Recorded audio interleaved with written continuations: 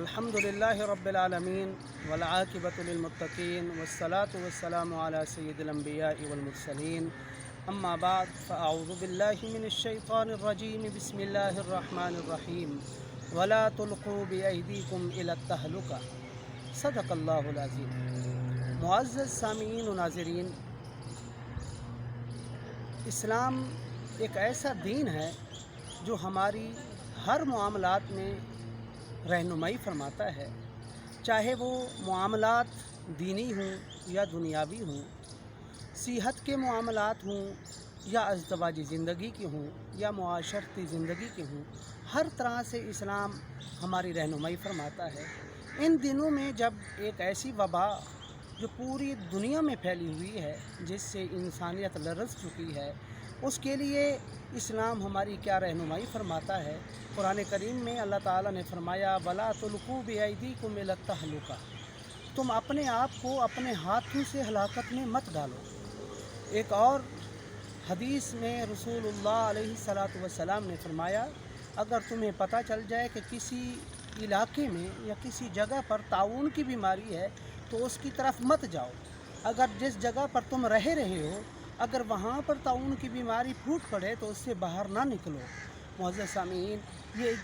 جو آئسولیشن کا کہا جاتا ہے، یہ اسلام نے سب سے پہلے ہمیں سکھایا ہے کہ اپنی حفاظت کرو۔ معزز سامعین، یہ جو کرونا وائرس آیا ہے، اس کے اندر اگر میں اور آپ دیکھیں،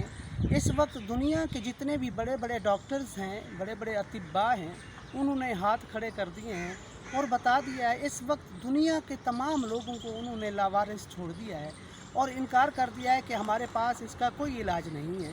جب یہ ساری دنیا کے لوگ کہہ رہے ہیں تو اس سے ہمیں یہ پتہ چلتا ہے کہ اس دنیا کو بنانے والا کوئی خالق، کوئی مالک ہے جو اس دنیا کو چلا رہا ہے، جو ان دنیا والوں سے بہت بڑا ہے، جو جس کے قبضہ قدرت میں سب کچھ ہے، اور وہ اپنے بندوں پر جب بھی کوئی عذاب نازل کرتا ہے تو ان کے گناہوں کی وجہ سے کرتا ہے، اور وہ عذاب جب ٹلتے ہیں تو ان لوگوں کے توبہ کرنے کی وجہ سے ٹلتے ہیں۔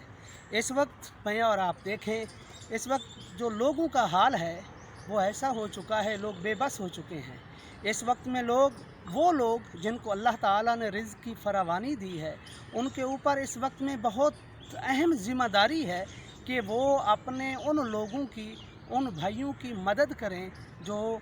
غریب ہیں، جو اس بیماری سے لڑ رہے ہیں یا اس بیماری کی وجہ سے ان کا روزگار ختم ہو چکا ہے۔